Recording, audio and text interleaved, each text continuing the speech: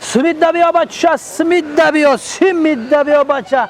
Simit مثل بولوشکا گیردک است که در بالا همین بولوشکا انا کنجید پوشیدگی است که بسیار انا مردم ترک این انا سیمید رو دوست می‌دارند و خوراک عنعنوی مردم ترک است.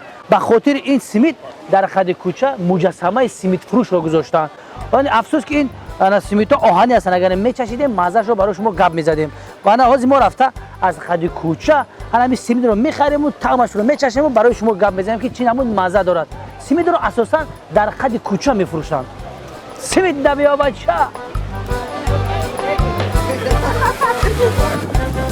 اسمی بگرد تو را ساخته کردیم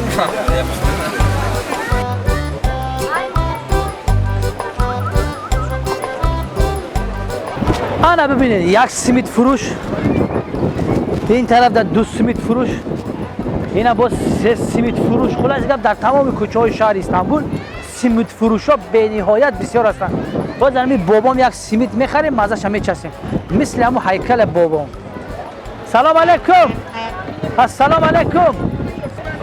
چند سیمید سیمید؟ سیمید نکدر؟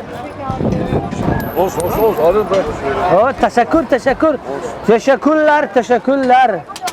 باز این مزه سیمیت هم میچشه، مزه سیمیت ترکی را. سیمیت ترکی را هم چشیده مثل بولشکای تاجیکی. اکو قبا مزه نیست که گویا که خوردن سر نکنی، همین ده گاز نگیری دیگه بس بکنی.